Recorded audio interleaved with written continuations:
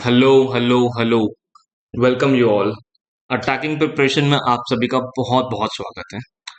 आज हम लोग कंप्यूटर के कुछ क्वेश्चंस करने वाले हैं जो आरआरबी जेई में 10 मार्क्स के लिए है आएगा, और RRB NTPC graduate under graduate दोनों के लिए पैरेलली इंपॉर्टेंट है। ओके। और अदर्स एग्जाम, स्टेट एग्जाम और एसआई कांस्टेबल, ये सारे एग्जाम्स में भी ये इस टॉपिक से क्वेश्चंस बहुत आते हैं। ओके गाइस, तो आज हम लोग कुछ इंपॉर्टेंट क्वेश्चंस इसमें से कवर करने वाले हैं। आप लोग प्लीज इस क्वेश्चन को प्रैक्टिस कीजिए, और सारे इंपॉर्टेंट क्वेश्चंस मैंने इसमें से सिलेक्ट करके बनाए हैं। ओके, तो पहला क्वेश्चन है, what is the full name of CPU in computer science. Computer विज्ञान में सीपीयू का पूरा नाम क्या है? सीपीयू को क्या कहते हैं? सीपीयू सीपीयू का फुल फॉर्म होता है central processing unit. Guys, CPU को एक्चुअल में कहा क्या जाता है? सीपीयू पूरे सिस्टम का एक ब्रेन ब्रेन टाइप से काम करता है, कंप्यूटर का ब्रेन है। ओके। और CPU comprises of three things. One is control unit, second is ALU, and third one is register. Sometime we call it as memory. Okay, so ये तीन चीज आप ध्यान रखिएगा। कंप्यूटर सीपीयू को हम लोग सेंट्रल प्रोसेसिंग यूनिट बोलते हैं, और सीपीयू तीन चीज से मिलकर बना होता है: control unit, arithmetic logic unit, and register. Okay, मैं आगे एक्सप्लेन करूंगा कि ये कंट्रोल यूनिट का क्या काम है, लॉजिक यूनिट का क्या काम है, और रजिस्टर अर्थमेटिक लॉजिक यूनिट का काम है, और रजिस्टर मेमोरी का क्या काम है। देखिए, सीपीयू कंसिस्ट ऑफ, सीपीयू में शामिल है, तो इसका आंसर होगा control unit, control unit, arithmetic logic unit, and primary storage. देखिए गाइस, समवेयर कहीं कहीं ये इसको प्राइमरी स्टोरेज लिखता है, कहीं रजिस्टर लिखा रहता है, कहीं कहीं पर ये एज एन मेमोरी लिखा रहता है, तो कंफ्यूज ना होइएगा। इसके बहुत सारे नाम है। प्राइमरी स्टोरेज भी हो सकता है, रजिस्टर भी हो सकता है, मेमोरी भी हो सकता है। ये तीनों के तीनों इसके आंसर हैं। ओके, बी नहीं होगा, answer will be C. Control unit, arithmetic logic unit, and primary storage. CPU में तीन चीज के मिलके बना होता है। देखिएगा, ये डायग्राम में सीपीयू का, सेंट्रल प्रोसेसिंग यूनिट का। ओके। माइक्रोफोन कन्वर्ट, एक माइक्रोफोन परिवर्तित परिवर्तित करता है। माइक्रोफोन क्या होता है भाई? हम जो माइक यूज करते हैं, आमतौर पर फोन में माइक होता है, या फिर माइक में हम लोग कुछ बोलते हैं, तो माइक क्या करता है? हमारी साउंड एनर्जी को वो इलेक्ट्रिकल एनर्जी में कन्वर्ट करता है। तो आंसर विल बी डी, ध्वनि ऊर्जा से विद्युत ऊर्जा में कन्वर्ट करता है, ऊर्जा में। सीपीयू इज कॉल्ड, सीपीयू को कहा जाता है, सीपीयू का क्या कहा जाता है? Brain of the computer, computer का मस्तिष्क, मस्तिष्क कहा जाता है। ठीक है। Integrated circuit chip in the computer generally made. भाई, जो आईसी हम बोलते हैं, आईसी आईसी किसका बना होता है? सिलिकॉन से बना होता है। ये आईसी कौन से जनरेशन में आया था? ये थर्ड जनरेशन, कंप्यूटर का जो थर्ड जनरेशन वाला कंप्यूटर था, उसमें आईसी को लाया गया था। ओके, तो इस चीज को याद रखिएगा। गोल्ड क्या है? गोल्ड नॉन रिएक्टिव एलिमेंट है, मतलब लीस्ट रिएक्टिव मेटल बोल सकते हो आप। गोल्ड को लीस्ट रिएक्टिव मेटल बोल सकते हो। ठीक है। अब गोल्ड का एटॉमिक नंबर क्या है? 79। ठीक है। क्रोमियम, क्रोमियम भी एक मेटल है, जैसे गोल्ड एक मेटल है, वैसे क्रोमियम भी एक मेटल है। ठीक है। तो क्रोमियम अधिकतर क्या, स्टील इंडस्ट्री में इस्तेमाल किया जाता है। स्टील इंडस्ट्री में क्यों इस्तेमाल किया जाता है? जो भी हम लोग स्टील बनाते हैं ना, तो स्टील की स्ट्रेंथ को बढ़ाने के लिए, स्टील की स्ट्रांगनेस को बढ़ाने के लिए हम लोग क्रोमियम का इस्तेमाल करते हैं। बहुत ही स्मॉल अमाउंट ऑफ क्रोमियम डालते हैं, जिससे कि स्टील की स्ट्रांगनेस बढ़ जाती है। ओके। और इसके एटॉमिक नंबर है 24, गोल्ड की 79 और क्रोमियम की 24। लेड, लेड बैटरी वगैरह में इस्तेमाल होता है। ठीक है, बैटरीज वगैरह में इस्तेमाल होता है लेड का। और ये पेंट के तौर पे भी इस्तेमाल करते हैं हम लोग समटाइम्स। जैसे शिप होता है ना, जो पानी नाव समुद्र में चलते हैं, तो उसमें नीचे की तरफ पेंट किया जाता है, ताकि वो मरीन कोरोजन से बच जाए। ओके। लेड लेड का एटॉमिक नंबर क्या होता है? 82। Okay, so this will be the answer, silicon will be the answer. Who consider as father of computer, computer का जनक किसे माना जाता है? तो कंप्यूटर का जनक किसे माना जाता है? चार्ल्स बेबेज को माना जाता है। ठीक है। एलन ट्यूरिंग कौन है? Alan Turing father of modern computer. Okay, modern computer Alan Turing को कहा जाता है। जॉन एटनॉफ नासॉफ, ये कौन है? जॉन एटनॉफ, इन्होंने फर्स्ट इलेक्ट्रॉनिक डिजिटल कंप्यूटर को लाया था। First electronic digital computer, John Atanasoff. देखिए ये सारे के सारे जो महारथी हैं सब इंपॉर्टेंट है, पता नहीं कब कौन सा क्वेश्चन पूछ दे आपको। ठीक है। और चार्ल्स बैचमैन जो थे, ये इनका क्या, इन्होंने क्या किया था? इन्होंने किया था इंटीग्रेटेड इंटीग्रेटेड डाटा मैनेजमेंट। जो डीबीएमएस हम पढ़ते हैं ना, डीबीएमएस डाटाबेस मैनेजमेंट सिस्टम, वो उसकी शुरुआत इन्होंने ही की थी, चार्ल्स बैबेज ने ही की थी। ओके, ये सॉरी, चार्ल्स बैचमैन ने डीबीएमएस की शुरुआत की थी। चार्ल्स बैबेज जो है वो फादर ऑफ कंप्यूटर है। ठीक है। देखिए ये चार्ल्स बैबेज जी हैं। ठीक है। Process which do arithmetical and logical reasoning known as. देखिए पूरे सिस्टम में जो हम लोग सीपीयू पढ़ते हैं, सीपीयू में मैंने बताया था एक कंट्रोल यूनिट होता है, दूसरा अर्थमेटिक लॉजिक यूनिट होता है, तीसरा रजिस्टर होता है। ठीक है। तो जो मैथमेटिकल ऑपरेशन परफॉर्म कर सकता है वो कौन कर सकता है? वो कर सकता है एएलयू। देखिए अर्थमेटिक एंड लॉजिकल, ये दोनों काम कौन कर सकता है? एएलयू। इसलिए ये अर्थमेटिक लॉजिक यूनिट इसे कहा जाता है। ठीक है। ये किसका पार्ट है? एएलयू, ये सीपीयू का पार्ट है। ठीक है। What is the full name of BIOS? BIOS का पूरा नाम क्या है? तो बायोस का फुल नेम है बेसिक इनपुट आउटपुट सिस्टम। ठीक है। ये बायोस कहाँ काम आता है? जैसे जब भी सिस्टम आपका लैपटॉप जो है या फिर आपका कंप्यूटर जो है वो ऑन होता है जब वो, या फिर वो टर्न ऑफ होता है, दोनों टाइम पे बायस काम करता है, मतलब सिस्टम को टर्न ऑफ करने के लिए और सिस्टम को टर्न ऑन करने के लिए। तो बायोस से क्या होता है कि सिस्टम का या फिर कंप्यूटर का हार्डवेयर स्टार्ट होता है। Okay. Which of the following known as the peripheral computer? निम्नलिखित में से किसे कंप्यूटर की परिधि नहीं कहा जाता है? Which of the following not known as, okay, not known as. तो देखिए गाइस, पेरिफेरल क्या होता है? जो सिस्टम कंप्यूटर होता है ना, कंप्यूटर से जो भी चीज कनेक्ट होता है आपका, जैसे कि आपका कीबोर्ड हो गया, माउस हो गया, तो ये सारी चीजें पेरिफेरल में कहा जाएगी। इंटरनली भी कनेक्ट होते हैं, लेकिन कंडीशन क्या है? इंटरनली अगर कनेक्ट होगा तो कंप्यूटर का या फिर लैपटॉप का प्राइमरी फंक्शन परफॉर्म नहीं करना चाहिए। ओके, प्राइमरी फंक्शन परफॉर्म नहीं करना चाहिए। ओके, प्राइमरी फंक्शन अगर परफॉर्म नहीं करेगा, अगर कोई भी डिवाइस इंटरनली कनेक्ट है, तब उसे भी फेरिफेरल कहा जाएगा। तो देखिए माउस एक फेरिफेरल है, कीबोर्ड एक फेरिफेरल है जो कंप्यूटर से कनेक्ट होता है, प्रिंटर भी एक फेरिफेरल है, लेकिन हार्ड ड्राइव जो है, हार्ड ड्राइव ये आपका फेरिफेरल नहीं है। तो hard drive will be the answer. Operating system of any computer work as a software interface between system user and which of the following? किसी भी कंप्यूटर का ऑपरेटिंग सिस्टम सिस्टम उपयोगकर्ता और निम्नलिखित में से किसके बीच एक सॉफ्टवेयर इंटरफेस के रूप में काम करता है? देखिए कह क्या रहा है कि भाई हम सिस्टम को इस्तेमाल करते हैं, ठीक है, सिस्टम को इस्तेमाल करते हैं तो सिस्टम में कोई ना कोई ऑपरेटिंग सिस्टम डला रहता है। अब ऑपरेटिंग सिस्टम कोई भी हो, विंडोज 11 हो, विंडोज 10 हो, कोई भी ऑपरेटिंग सिस्टम हो, उस ऑपरेटिंग सिस्टम से को हम रन कराते हैं, हम यूज करते हैं, as an user. Okay, as an user हम विंडो 10 को हम यूज करते हैं जो कि एक ऑपरेटिंग सिस्टम है। तो हम as an user window operating system से किसको कनेक्ट करते हैं, मतलब किन दो के बीच में हम कनेक्ट होते हैं? तो ये विंडो ऑपरेटिंग सिस्टम और हार्डवेयर के बीच का कनेक्शन देता है। मतलब हम और हार्डवेयर कैसे कनेक्ट होते हैं? विंडो ऑपरेटिंग सिस्टम के थ्रू ही हम कनेक्ट होते हैं। ओके, तो hardware will be the answer.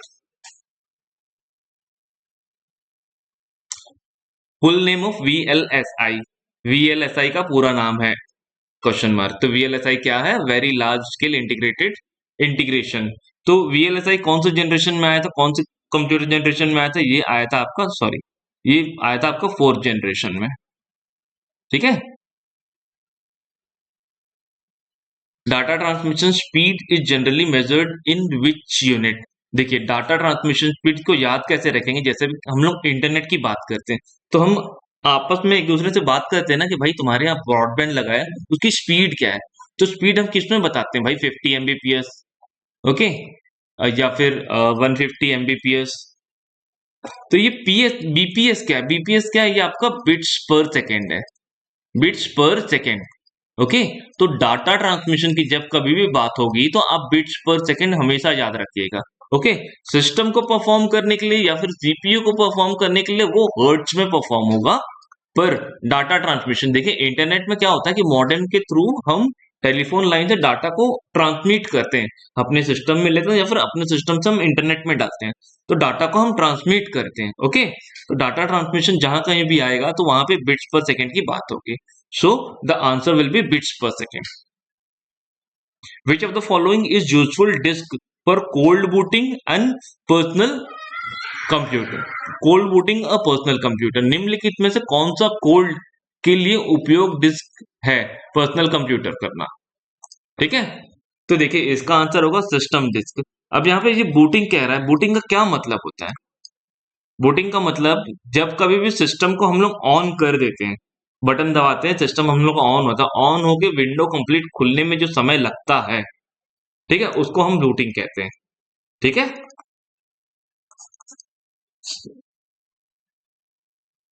मतलब हार्डवेयर में जो भी ऑपरेटिंग सिस्टम स्टोर है, ठीक है, जो भी ऑपरेटिंग सिस्टम स्टोर है उसको सॉफ्टवेयर तक लेके आने का काम जो होता है वो आपका बूटिंग सिस्टम होता है। ठीक है। What was India first super computer? India का, भारत के पहले सुपर कंप्यूटर का नाम क्या था? तो भारत का सबसे पहला जो सुपर कंप्यूटर है वो आपका परम 8000 है। ओके, एनिएक क्या है आपका? एनिएक, देखिए एनिएक का फुल फॉर्म बता रहा हूं मैं। ठीक है, एक minute.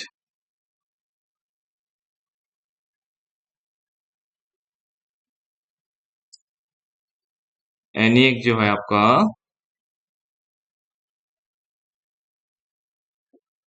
Electronic numerical integrator and computer. ठीक है, ये एनिएक का फुल फॉर्म। अब एनिएक है क्या? एनिएक जो है आपका first general purpose electronic computer है, first general purpose electronic computer. ठीक है, first general purpose electronic computer क्या है? वो आपका एनिएक है। ठीक है, अब देखिए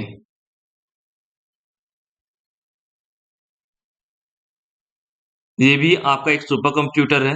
देखिए परम नाम का जितना भी वर्ड आएगा ना, ये भारत के सुपर कंप्यूटर है। भारत का जो सुपर कंप्यूटर है वो इसी सीरीज में निकाला गया, परम।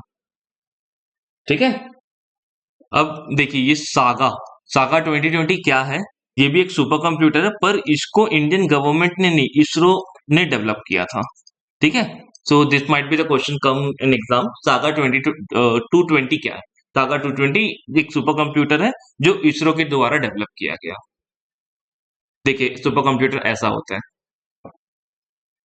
First mechanical computer design by Charles Babbage was called. सब चार्ल्स बैबेज द्वारा डिजाइन किया गया पहला मैकेनिकल कंप्यूटर क्या कहलाता था? तो देखिए अब भाई उस समय तो कंप्यूटर कोई कहता नहीं था, उस समय इसे कहा गया था एनालिटिकल इंजन। ठीक है, एनालिटिकल इंजन में इंजन इसे कहा जाता था।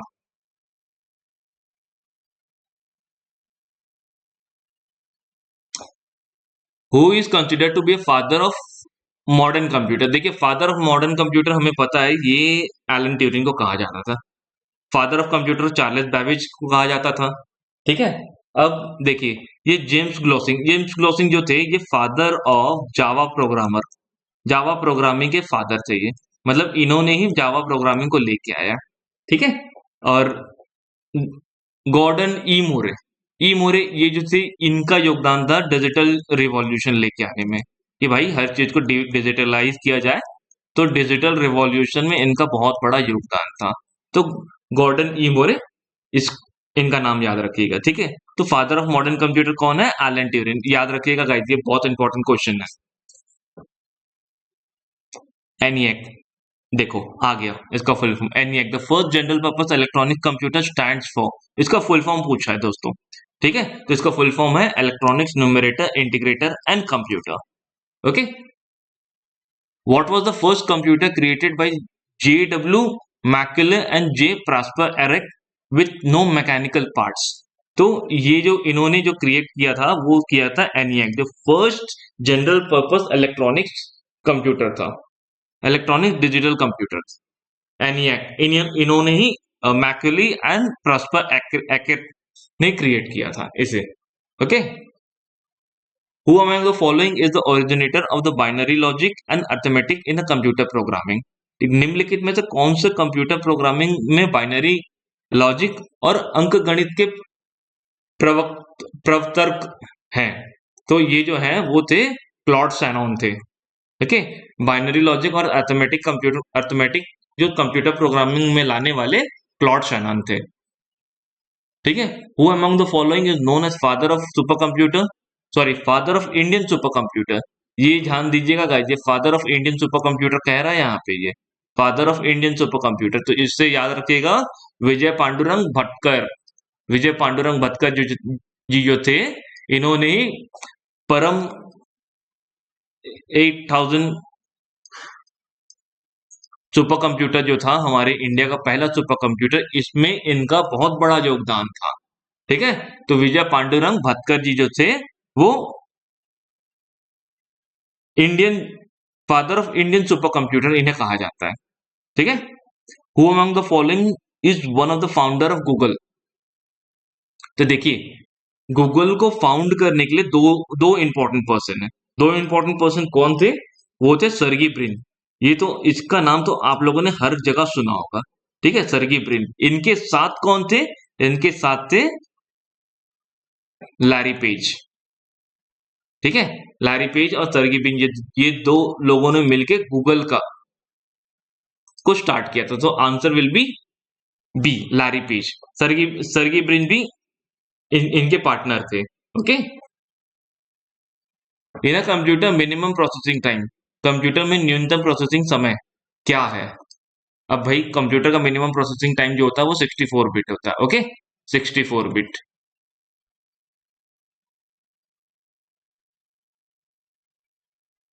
First mechanical computer design by Charles Babbage was called? फिर से वही क्वेश्चन, चार्ल्स बेबेज द्वारा डिजाइन किया गया पहला मैकेनिकल कंप्यूटर क्या कहलाता था? चार्ल्स बेबेज ने क्या सबसे पहले मैकेनिकल कंप्यूटर बनाया था? वो बनाया था आपका एनालिटिकल इंजन। ये हम लोगों ने पढ़ चुका है। Okay, inventor of Bluetooth is, Bluetooth का आविष्कार किसने किया? देखिए ब्लूटूथ ये बहुत ज्यादा इंपॉर्टेंट, ब्लूटूथ जो इन्होंने जाप हार्स्टन ने ब्लूटूथ का आविष्कार किया था, इन्वेंट किया था इन्होंने। विच of the following does the work of the linking all the ATMs in India? ये बहुत इंपॉर्टेंट क्वेश्चन है गाइस, इसको आप स्टार मार्क करके रख लीजिएगा। ठीक है भाई, इंडिया में जितने भी एटीएम है या फिर कोई भी शहर में जितने भी एटीएम है, उसको कौन रन करता है, मतलब किन के द्वारा रन किया जाता है? वो NPCI, NPCI national payment corporation of India. देखिए एनपीसीआई ऑलरेडी एक बहुत बड़ी ऑर्गेनाइजेशन है जिसके अंदर जैसे कि हम यूपीआई इस्तेमाल करते हैं, यूपीआई भी एनपीसीआई रन करता है, या फिर जितना भी एटीएम है वो नाच के द्वारा रन होती है, या फिर आधार, हमारा आधार कार्ड जो होता है वो भी इसी के द्वारा रन की एनपीसीआई के द्वारा ही मॉनिटर किया जाता है। और भी कई सारी चीजें हैं जो एनपीसीआई के द्वारा रन किया जाता है। ठीक है, देखिए ये सारी यूनिट्स हैं एनपीसीआई के अंदर, यूपीआई, आईएमपीएस, जो हम लोग इंटरनेट बैंकिंग ट्रांसफर करते हैं, बैंकिंग करते हैं, वो आईएमपीएस के थ्रू होती है। ना सारे एटीएम्स, आधार, ठीक है।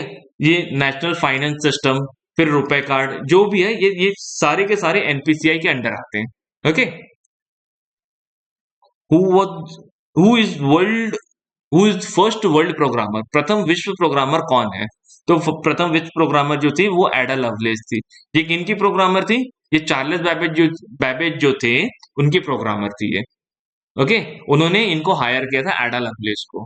या फिर इनका एक और नाम भी है, इनका नाम है Augusta, Augusta Lady, Augusta Lady Lovelace, ये नाम भी कहा जाता है इन्हें। देखिए, in which generation a computer mechanical language has been used, computer यांत्रिक भाषा की किस पीढ़ी का उपयोग किया जाता है? तो भाई मैकेनिकल लैंग्वेज किस में इस्तेमाल किया जाता है? फर्स्ट, पहला जनरेशन में। Instrument use for ancient mathematic calculation known as, प्राचीन गणित गणना के लिए प्रयुक्त उपकरण जिसे कहा जाता है, जिसे कहा जाता है उसे कहा जाता है अबाकस। देखिए, integrated circuit related to which generation, एकीकृत सर्किट किस पीढ़ी से संबंधित है? ठीक है, ये एकीकृत नहीं होगा, ये इंटीग्रेट होगा। तो भाई ये इंटीग्रेटेड सर्किट जो है ये थर्ड जनरेशन में आया। ओके। फिफ्थ जनरेशन में आपका ULSI आया, फोर्थ जनरेशन में आपका VLSI आया, और सेकेंड जनरेशन में आपका ट्रांजिस्टर था। ठीक है, सेकेंड जनरेशन में ट्रांजिस्टर था, और फर्स्ट जनरेशन में क्या था आपका? वैक्यूम। ठीक है, फर्स्ट जनरेशन में वैक्यूम था, सेकेंड जनरेशन में आपका ट्रांजिस्टर था, थर्ड जनरेशन में आपका आईसी इस्तेमाल किया गया जो कि इंटीग्रेटेड सर्किट कहा जाता है, और फोर्थ जनरेशन में आपका VLSI, और फिफ्थ जनरेशन में ULSI, ultra large scale integrated circuit. Okay. और ये VLSI का फुल फॉर्म होता है very large scale integrated circuit. देखिए, ये है जनरेशन ऑफ कंप्यूटर के diagram. First generation vacuum tube, second generation transistor, third generation integrated circuit, fourth generation very large scale integration, and fifth generation very large scale ultra large scale integration। Second generation computer were based on, दूसरी पीढ़ी के computer किस पर आधारित थी? तो ये दूसरी पीढ़ी ट्रांजिस्टर थी। ठीक है, और ये first generation vacuum tube. Which of the following is a single chip based device that is a complete process in itself and it capable of performing arithmetic and logic operation? ठीक है, तो ये कह रहा है कि भाई ये कोई एक सिंगल चिप है जो अरिथमेटिक और लॉजिक ऑपरेशन को वो परफॉर्म कर सकता है। तो वो कौन सा होता है? वो होता है microprocessor. Correct series of first to fifth generation. देखिए कि मैंने ऑलरेडी बता चुका, पहला आपका वैक्यूम ट्यूब, दूसरा ट्रांजिस्टर, दूसरी जनरेशन में, थर्ड जनरेशन में आईसी, फोर्थ जनरेशन में VLSI, एंड फिफ्थ जनरेशन में ULSI। ओके, ये third, second, first, and this one is fourth generation. So that's it for today guys, that's it for all today guys। बाकी मैं next series में और भी computer के questions लेके आऊंगा, तो please do subscribe and hit the like button. Thank you all, thank you so much guys, thank you.